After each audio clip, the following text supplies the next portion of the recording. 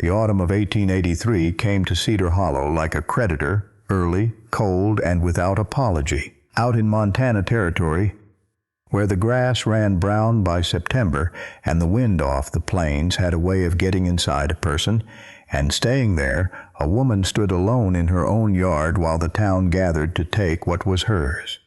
Ruth Bell had buried her husband Thomas 6 months before. She was 29 years old. She owned 80 acres along Cottonwood Creek, a gray mare named Ada, a root cellar full of hard work, and a widow's dress so black it swallowed what little warmth the October sun still had to give. The town had watched her grieve. They had brought casseroles and condolences through the first cold weeks, and then, the way towns do, they had quietly begun to calculate the value of a dead man's land when there was no son left to claim it. Silas Crowe had done that calculating faster than most. He was Cedar Hollow's banker and largest creditor, a man who attended Sunday services with a scrubbed face and a ledger full of other people's futures. Thomas Bell had borrowed money before he died, money for a pair of breeding horses that were going to carry the ranch into the next decade. Crowe had held the note, and somewhere between Thomas's death and the frost settling into the Cedar Hollow ground, the terms of that note had changed in ways Ruth couldn't read, and a judge in a faraway county seat had never been asked to examine. She didn't know about the forgery yet. She only knew the debt was larger than she remembered, and the land, her land, Thomas's land, 80 acres of creek-watered earth they had broken together through 3 hard winters, was about to be auctioned off on a Tuesday morning like livestock. Into all of that walked Caleb Ward. He was 36 and had lived on the north edge of town for a decade in a camp people didn't much visit. Cedar Hollow called him a coward. They had called him that since he came back from the war with a scar on his shoulder and a story running ahead of him, that he had abandoned his position in battle, that men in his unit had died because of it. He didn't argue the story, he never had. He made his living doing the jobs nobody else wanted, mending fences in sleet, moving cattle through flooded creeks, sleeping rough more nights than not. He was present at the edges of things and gone before anyone thought to thank him.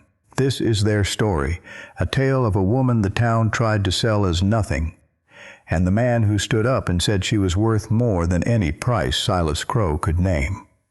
Ruth Bell did not cry at the auction. She had made that decision the night before, sitting at the kitchen table after the lamp had gone low, her hands folded around Thomas's coffee cup. She had let herself feel everything in the dark, the grief, the rage, the sick hollow of betrayal, and then she had set it down, not because she was finished with it, because she needed her face for the morning. Now she stood at the edge of her own yard, back straight, hands quiet at her sides, and watched Silas Crowe arrange himself behind the auctioneer's table like a man presiding over something righteous. She knew this yard the way she knew her own breathing. The fence post on the left that Thomas had replaced twice. The well with the rope he had braided himself. The cottonwood at the far corner that dropped its leaves in a wide gold circle every fall like it was trying to make something beautiful out of letting go. She had planted the kitchen garden in the spring before Thomas died and tended it alone through the summer. The last of the squash still sat in the root cellar. She had put up 30 jars of preserves by September. None of that counted today. In front of her the town had gathered. Not every face was cruel. Some wore the careful blankness of people who hadn't decided yet what side of a thing they were on. But the ones who had decided, Martha Crowe near the fence in her good wool coat, a cluster of men who owed Silas favors. Those ones wore expressions Ruth recognized from other mornings, from other women's troubles. They were the faces of people who had already decided this was none of their business. Martha Crowe leaned toward the woman beside her and said, just loud enough to carry, that Ruth ought to be grateful there was a buyer ready, that it was better this way, that a widow alone out here, no children, no family to speak of, well, some burdens were better surrendered before they became disasters. Ruth's hands tightened. She did not look at Martha Crowe. Silas lifted his gavel. The bidding opened low, deliberately so. 3 or 4 men calling figures that any honest man in the territory would have laughed at. The whole room knew what this was. An auction with one buyer, a stage set to look like commerce. Ruth saw Deputy Jonah Pike at the back of the crowd, young, uncomfortable, turning his hat brim in his hands. He met her eyes for half a second and looked away. The gavel rose, and then a voice came from the back of the crowd. Not loud, not theatrical, just clear. $500. Silence fell over the yard like a dropped stone. Caleb Ward came through the gathered people the way water finds its level, without hurry, without performance. His coat was dusty from the road. His jaw was set. He carried a leather satchel that Ruth had never seen before, and he set it on Silas Crowe's table with a sound that meant it was heavy. Silas recovered himself. He smiled the way he always smiled, patient and sharp at the same time. "Caleb Ward," he said, "a man who couldn't hold his position in a trench, thinks he can hold land in Cedar Hollow." Caleb did not look at Silas. He looked at Ruth. She looked back at him. She did not know what she was supposed to do with that gaze. It wasn't pity. It wasn't performance. It was the look of someone who had arrived with a specific purpose and was checking whether he'd found the right place. "I'm not buying land," Caleb said. "I'm paying the note, full amount, the original terms, in front of every witness standing in this yard." Silas's smile didn't move. "The original terms are what they are." "I'd like to see them," said a voice from the side. That was Elias Boone, the old blacksmith, standing with his arms folded near the fence. He was a large man who had not spoken loudly in years, and the effort showed. But he held Silas's gaze without flinching. Silas looked at Elias, then at the satchel, then at the faces of the crowd. The gavel did not fall. Ruth watched it all from her place in the yard, the October light cold on her shoulders, her widow's dress absorbing what warmth there was. When Caleb finally turned from the table and walked toward her, she did not step back. She waited until he was close enough that only she could hear him. "Why?" she said. It wasn't quite a question. It was the word stripped down to its core. Caleb said, "Because nobody else was going to." Ruth looked at him for a long moment. Then she said, "I didn't ask to be rescued." "I know," Caleb replied. "I'm not rescuing you. I'm keeping Silas Crowe's hands off something that's yours." That distinction settled over her slowly, the way real things do. She did not say thank you. She turned back to face the crowd and the table, and for the first time that morning, her shoulders did not feel like they were carrying the weight of the whole assembled town. The problem with being saved by the wrong man, Cedar Hollow decided immediately, was that it looked worse than not being saved at all. By sundown that Tuesday, the story had already taken its shape in the mouths of the town. Ruth Bell had let a known coward buy her out of trouble. What kind of arrangement was that exactly? A widow didn't take money from a single man without it meaning something. Martha Crowe was saying as much to anyone who'd stand still, her voice pitched just above a whisper, which was the voice she used when she wanted to be overheard without being quoted. The land paperwork was complicated. The note had been paid, the auction stopped, but the deed itself was tangled in a legal process that would take weeks. In the interim, on paper, Caleb Ward held an interest in the Bell property. He had known this going in. He had not told Ruth. She found out from Deputy Pike the following morning. When Jonah rode out to the ranch with a leather folder of documents and the expression of a man delivering unwelcome news to a woman he knew could not be talked into taking it quietly, she read the papers twice. Then she walked to the barn, where Caleb was repairing the north fence section Thomas had never gotten around to finishing, and she stood at the barn door until he looked up.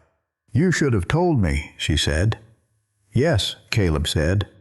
"You made a decision about my land without asking me." "I did." She waited for an excuse. He didn't offer one. "I don't need your sympathy," Ruth said. Caleb set down the fence post and looked at her with the same directness he'd used at the auction. "I don't feel sympathy for you. I feel anger at what was being done to you. Those aren't the same thing."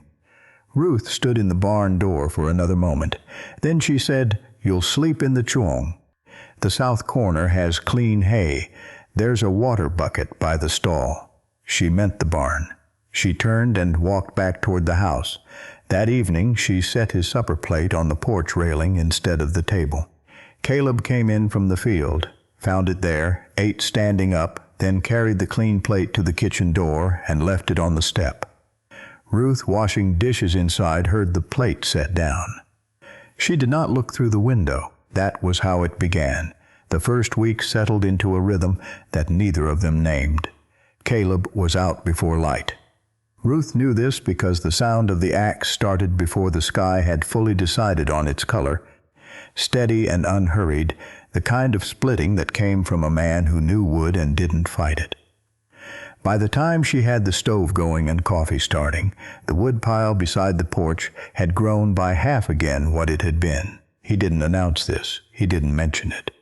One morning, Ruth came down with the cough she'd been swallowing for 3 days, the kind that came from damp and cold and too many nights at the window, listening to the wind, and said nothing about it at breakfast. That afternoon she found a small glass jar on the kitchen windowsill. Inside was a dark liquid, bark steeped in something, tied with a strip of leather instead of a bow, sitting there without a note. She held the jar for a while before she put it away. She used it that night standing over the stove, and her chest eased enough to sleep. The gray mare Ada had thrown a shoe in September, and Ruth had been nursing a slight lameness in her left foreleg ever since, which was manageable but worrying. One evening Caleb asked, not as if he was offering, but as if he was checking a fact, whether she'd had someone look at the shoe angle. "The old shoe was set wrong," Ruth said.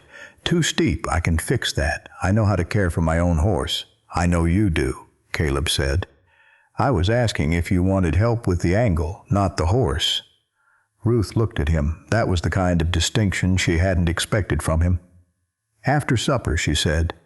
They worked on Ada together in the fading light, Ruth holding the lead while Caleb repositioned the shoe with careful, deliberate hands. Neither of them spoke much. Ada leaned into Ruth's shoulder the way the mare always did, and Ruth felt, standing there in the early dark with the smell of horses and cold air around her, that the silence had changed its quality. It was still present. But it was no longer the silence of two people keeping distance. It was the silence of two people paying attention to the same thing. Elias Boone came out to the ranch a week later to look at Ada's other shoes. He was an old man with big, careful hands, and Ruth trusted his eye with animals the way she trusted few people with anything. He checked all 4 hooves, praised her care of the lameness, and then, while running his thumb along the strap of old harness hanging on the stall wall, he stopped. He didn't say anything right away. Ruth watched him. He took the harness down. He turned it slowly in the late afternoon light coming through the barn slats. "This Thomas's," he said, "from the day he died." Elias turned the rein where it had broken. He looked at the brake for a long time. His face didn't change exactly, but something in it got heavier. "Ruth," he said, "this leather didn't give out from wear." She went still. Elias held the rein up, showed her the cut close to where it had separated. The fibers at the edge were too clean, not the fray of a rein that had carried years of use and finally failed. The cut ran most of the way through, leaving just enough to hold under ordinary pressure, just enough to let go under the sudden violence of a spooked horse on a narrow mountain road. Ruth took the rein from him. She held it in both hands. The barn was very quiet. "How long ago could this have been cut?" she asked. "Before he rode," Elias said. "Had to be. Day of, or the night before." That night Ruth sat by the kitchen fire for a long time with the rein on the table in front of her. She had thought she was finished with the worst of it. The grief, the loss, the injustice of the auction. She had not considered that there might be something worse still waiting underneath. If Thomas had not died by accident, then his death was a door that hadn't finished opening. Caleb came in from the barn and saw her face before he saw the rein. He stood in the doorway, reading her the way he read weather, without rushing, taking it in fully before speaking. Then he looked at the rein. He crossed the room, sat down across from her, and waited. Ruth told him what Elias had found. She told him everything Thomas had said in the weeks before he died. The men measuring the Bell property at night, the plan to ride to the county seat to check the land records, the way he'd talked about Silas Crowe with a new caution that she hadn't thought to take seriously until now. Caleb listened. He didn't move through her words. When she finished, the fire had burned down to coals. Thomas knew, Ruth said quietly. He was going to report it, and he didn't make it there. Caleb said, then we need to know everything he knew. Ruth looked at him. You don't owe me this. No, Caleb said. I don't. He didn't say anything more. He didn't have to. She asked him, a few nights after that, why he had never defended himself. She had been meaning to ask since the auction. Maybe longer. They were sitting at the kitchen table. She had added his plate there the week before, moved it from the porch railing without comment, and he had come in without comment, and the evening had settled into a quiet she was getting used to. You could have told them, she said. Whatever happened in the war, you could have told your side. Caleb was quiet for long enough that she thought he wasn't going to answer. Then he said, there was an order to hold a bridge. It was a wrong order. There were people, families, children, pinned near the crossing. The shelling was going to come down on that position regardless of whether we held it. Ruth waited. I left my post to get them out, Caleb said. I brought them to cover before the first guns fired. When I came back, some of my unit was dead. The commanding officer needed a story that didn't put the blame on his orders. He made you the story, Ruth said. He needed someone to be the coward. I was the one who'd left position. But if you'd told the truth, if I'd told the truth, the official report was thrown into question. The official report was the basis for the death benefits going to the families of the men who died. Caleb looked at his hands on the table. If the order had been wrong, the action was unauthorized. The pensions might have been disputed. I didn't know if they would be. I didn't want to find out. Ruth sat with this. You carried a lie for 10 years, she said finally, to protect women you didn't know. Caleb said they lost their husbands. I only lost my name. She turned away from him then, not because she was finished with the conversation, but because she didn't have a way to hold her face still enough for what she felt in that moment. It was too close to something she recognized. The willingness to absorb a harm to keep someone else from experiencing a worse one. She had done that too, in her own smaller ways, wearing the widow's dress longer than grief required, keeping her chin up under the town's assessment, carrying loss without the luxury of being seen to carry it. She understood that Caleb Ward's silence had never been emptiness. It had been the most expensive thing he owned. Later that night, while mending a shirt by the fire, she turned a tear in the lining and found something she hadn't expected. A small square of cloth, embroidered in unsteady child stitching. A name, Marta, and below it, a tiny flower, 3 petals, the color faded from many washings. She held it up. Caleb was across the room, reading Thomas's land survey by lamp. He looked up. One of the children from the bridge, he said. Her mother put it in my pocket the day I brought them out. I've carried it since. Ruth set the cloth down on the table very gently and smoothed it with her thumb. She didn't say anything. She took up the mending and went back to work, but she left the little cloth square where it lay, visible between them, for the rest of the evening.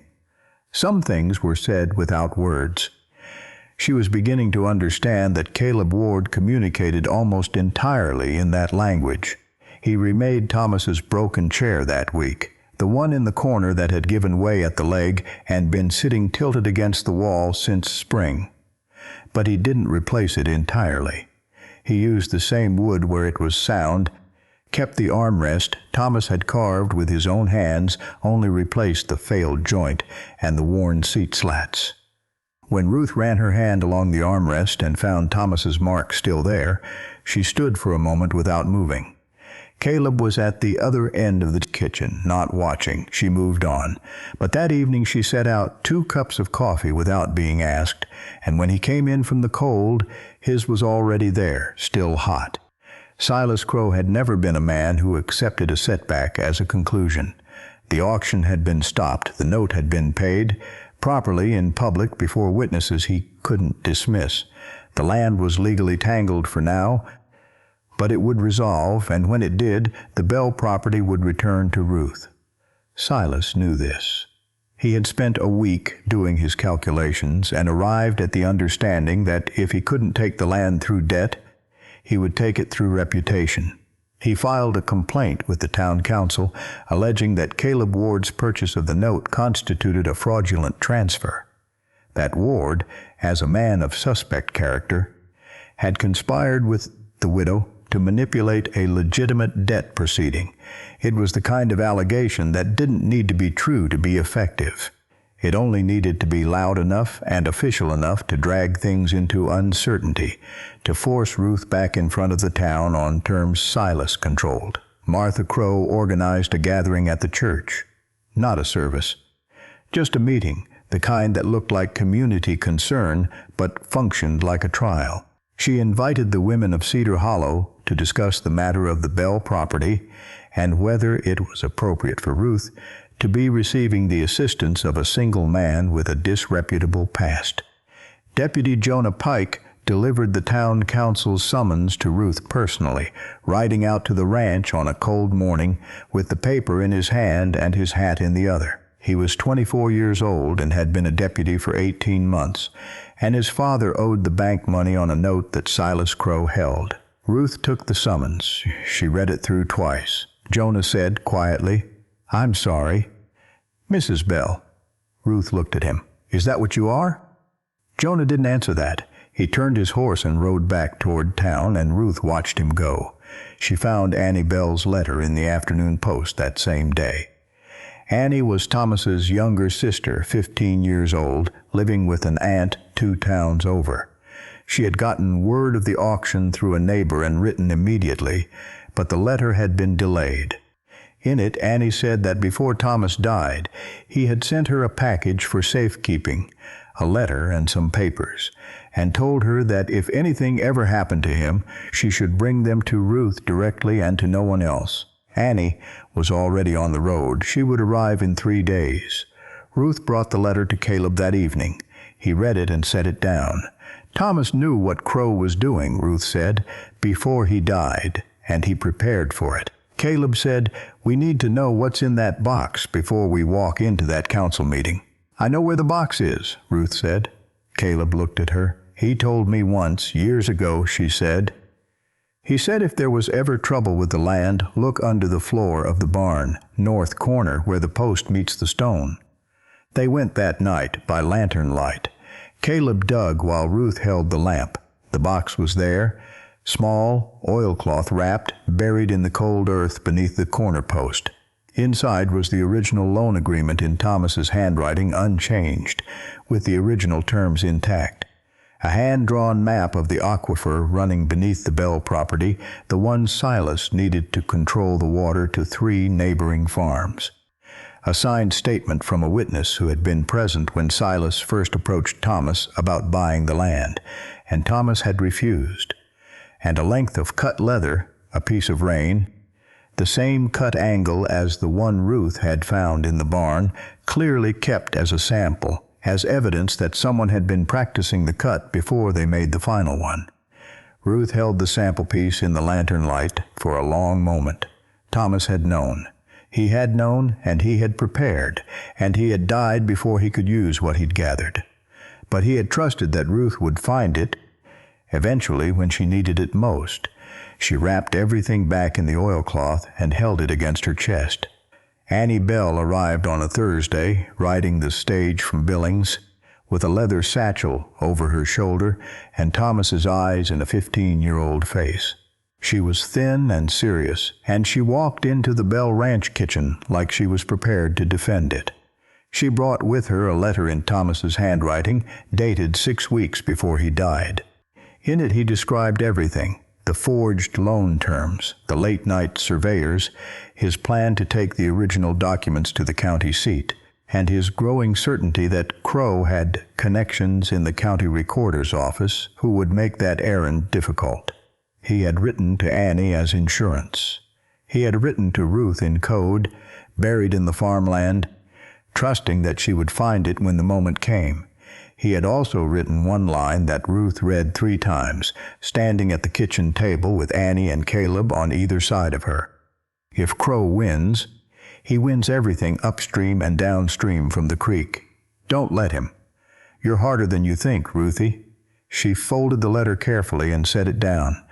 The council meeting was in 2 days. That night, Silas Crowe sent 2 men to burn the barn. Caleb smelled the smoke first. It was past midnight, the house quiet, and he was up before the alarm of it fully registered. Years of sleeping rough made him responsive to the wrong sounds in the dark. He went out through the back and saw the flicker rising from the south corner of the barn, just beginning to catch. He shouted for Ruth.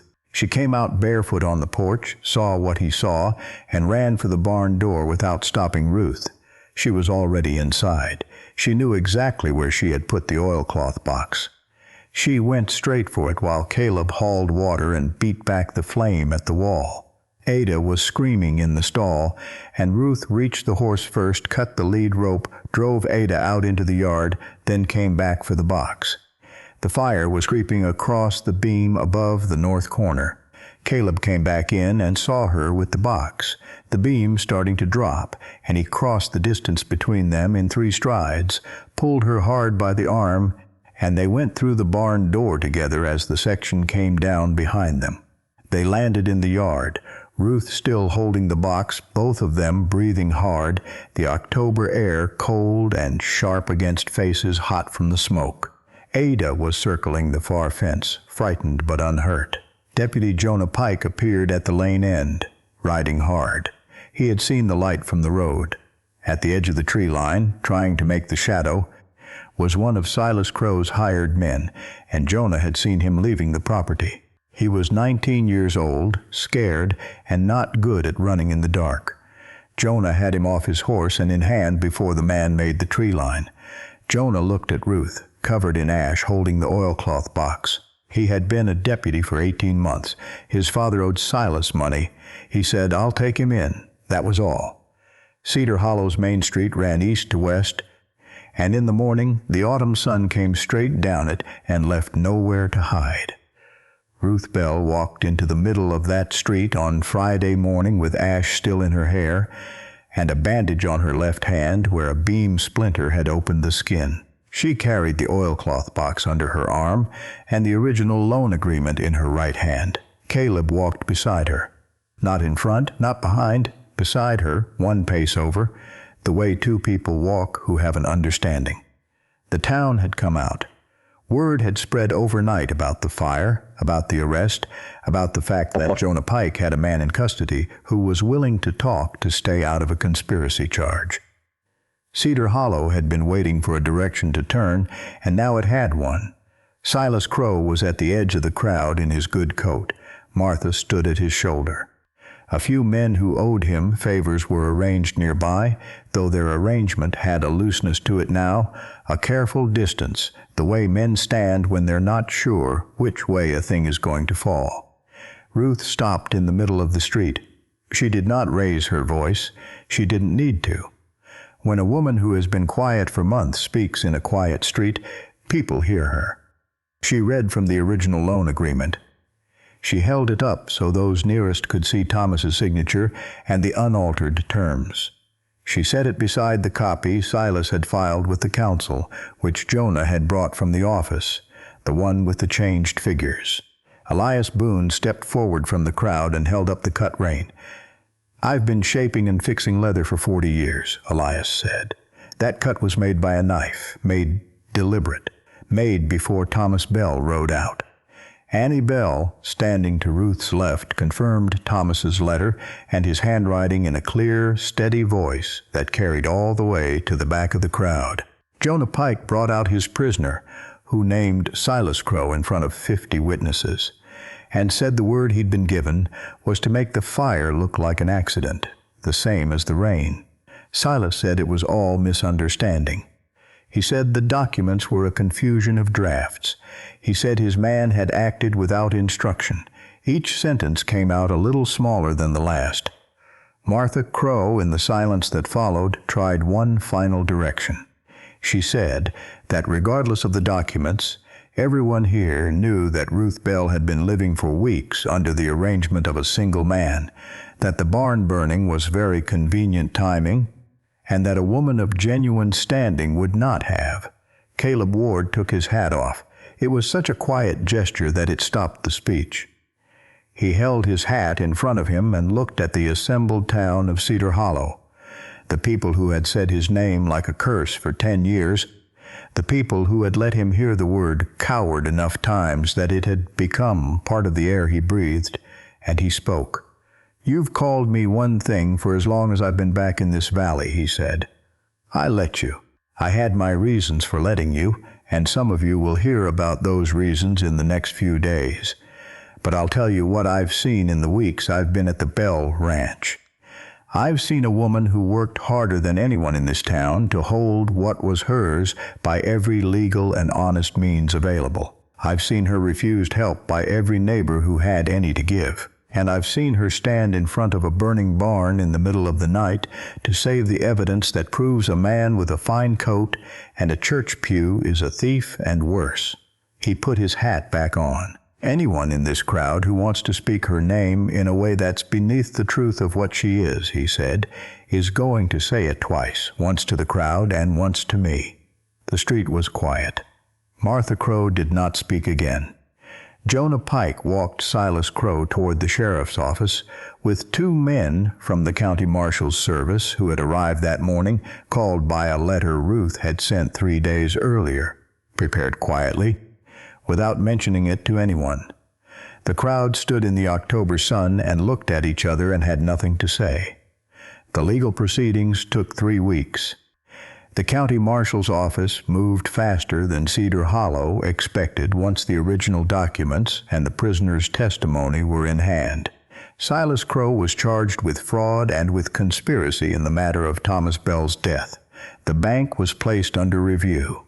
The men who had bid low at the auction were questioned and declined, one by one, to stand behind the arrangement now that it had a name. Ruth did not attend the proceedings personally. She didn't need to. She had Jonah Pike's written account, Annie's testimony, Elias's confirmation of the rain, and Thomas's letter. The county had enough. She spent those 3 weeks at the ranch. She turned the kitchen garden over for winter, pressed what remained of the preserves into the cellar, repaired the section of fence that the fire had damaged on the barn's south wall.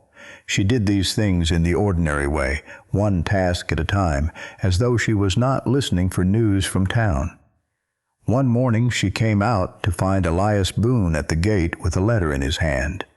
He had the look of a man who had been carrying something for a long time and had finally found the moment to put it down. "This isn't mine to hold any more," Elias said.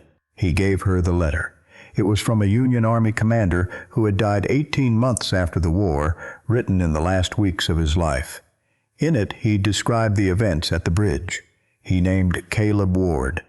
He described what Caleb had actually done, leaving position to move a group of displaced families out of the shelling zone, returning to find his unit had taken casualties in the confusion of a failed order. The commander acknowledged the official record was inaccurate. He wrote it as a formal correction. He had given it to Elias with the instruction to deliver it when Caleb had enough distance to receive it. Elias had held it for 3 years. "He made me promise not to," Elias said, "but I think the promise has run its course." Ruth read the letter. She held it for a long time. Then she went to find Caleb. He was at the north fence, the same stretch he had started on the first week. She walked across the field to where he was working and stood until he looked up. She held out the letter. Caleb looked at it without taking it. He knew from her face what it was. "Elias," he said. "Yes, I asked him not to." "He said that," Ruth replied. "He also said the promise had run long enough." Caleb took the letter. He read it slowly. When he was done, he folded it along its original creases and held it in both hands, looking out across the Bell property, the creek line to the east, the cottonwood in the corner, Ada moving along the fence in the morning light. He didn't speak for a while. Ruth waited. "I don't know what to do with it," he said finally. Ruth said, "The truth doesn't need you to do anything with it. It just needs to exist." The following Sunday in the Cedar Hollow church, Elias Boone read the letter from the pulpit. He read it in full, in a steady voice, while the town sat in its pews and listened. There was no applause when he finished. The congregation looked at their hands and at the floor and at each other with the careful faces of people who had been wrong for a long time and were only now arriving at that understanding.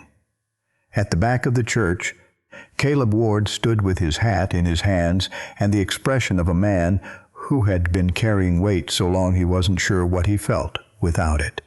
Ruth made her way to the back of the church.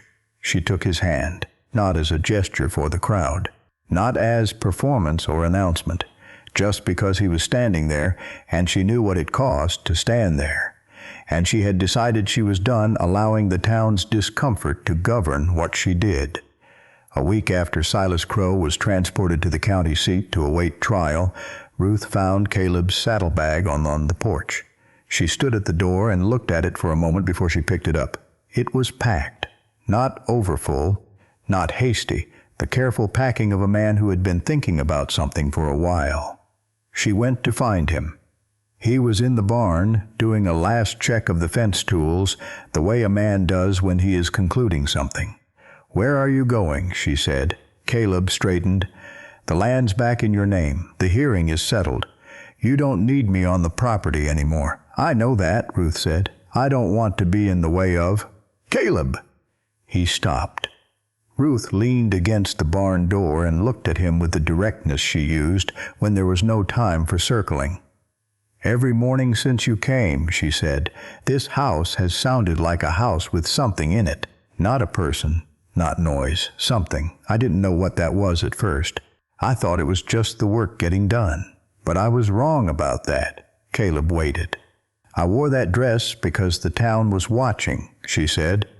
"I wore it because there was no right answer, too early and I was cold-hearted, too long and I was performing grief. I let them decide how long my mourning was supposed to last." She looked at him. "I'm done letting them decide that." Caleb was still. "I loved Thomas," Ruth said. "I will always be grateful for the life we built here, but I did not die when he did. And I am tired of living like I'm waiting for permission to know that." Caleb reached into his coat pocket. He had been carrying it for a week, not knowing whether he would use it. It was a ring he had made himself, copper from an old piece of wire Elias had let him use the forge for, hammered flat and smooth, simple as a plain statement. He turned it in his fingers. "I don't have much to offer you," he said. Ruth looked out the barn door at the ranch, the fence Caleb had repaired, the barn section he had rebuilt, Ada in the paddock with her corrected gate, the kitchen garden turned for winter, the house that had its warmth back. She looked at the cottonwood dropping its gold circle in the yard. She said, "You've given me back what was mine, and you've stood beside me without ever trying to stand in front of me. That's more than most women get asked if they want." She held out her hand. He put the ring on her finger. It was plain and imperfect, and it fit. He kissed her, briefly, carefully, the kind of kiss that was a beginning and knew it. She did not look away. The wedding was on a Saturday in late October under the cottonwood by Cottonwood Creek, in the gold light of an afternoon that had decided to be kind. Annie Bell stood beside Ruth in a dress borrowed from a neighbor, her dark hair braided, Thomas's eyes steady and clear. Elias Boone was there, his hands folded, a rare expression of satisfaction on his old face. Jonah Pike came with his hat held properly, and the look of a young man who had learned something in the last few weeks that would take him years to finish understanding. Before the ceremony, Ruth walked to the small grave marker at the edge of the near field where they had buried Thomas the previous April. She brought a handful of wild asters, the last ones the yard had given up before the frost. She set them down and stood for a while without speaking. Then she said, "Lo, for Thomas only, you kept me alive through the hard part. I'll carry that. But I'm not finished, and I think you knew that." She stood another moment. "I'm going to be all right," she said. "I think you knew that, too." She turned back toward the cottonwood. Caleb was standing far enough back to have given her the moment, close enough that when she reached him, 2 steps was all it took. He had put on his good shirt, worn at the cuffs but clean, and he'd shaved, which made him look younger than she was used to. She took his arm. The reverend from Cedar Hollow's second church, not the one Martha Crowe attended, read the vows in a plain voice. Ruth and Caleb said what they meant and nothing more. When the reverend nodded and stepped back, Caleb turned to Ruth with a question in his face, and she answered it by leaning up and kissing him in front of everyone standing under that tree. It was not a grand gesture. It was simply true. After, they stood together on the porch in the last of the afternoon light, watching the shadows stretch across the Bellward land. The creek caught the last of the sun. The cottonwood had let most of its leaves go, and they lay in a wide gold ring around its trunk, the same as every year. Ruth was not wearing black. She had put on a dress the color of river grass, mended and plain, and she wore it the way she wore her own name, without apology, without explanation. Inside the house, a lamp was already lit. It made the window warm against the cooling afternoon, a small steady light that said, "Here, this is a place where someone is home." The widow's black dress was folded at the bottom of the cedar chest, not discarded, not forgotten. Set down carefully, in a place of respect, the way you set down something that served you well and has finished its purpose. In this country, people said the land belonged to whoever was strong enough to hold it. They said it at auctions and in banks and in council meetings, and most of the time they meant strong in the old way, armed, funded, named on the right documents. Ruth Bell had learned a different truth, the kind that doesn't fit easily on a deed or a promissory note. The land was held by the people who stayed, by the ones who kept the fence standing through the storm that came in the night, by the ones who kept the evidence safe when someone tried to burn it, by the ones who spoke the truth out loud in a street full of people who would have preferred the comfortable version. And sometimes, when you had been carrying the weight of a whole town's expectations long enough, the bravest thing you could do was simply set it down, take the hand that had been offered honestly, and walk back toward the light. Thank you for watching. This channel is no longer supported by ads, and these stories continue because people believe they matter. Patreon is a quiet way to support the work with early access, story previews, and small moments of input before each tale is fully told. On screen now is a preview of the Patreon page. If you'd like to support the channel, the invitation is in the first pinned comment down below. I'll see you in the next story.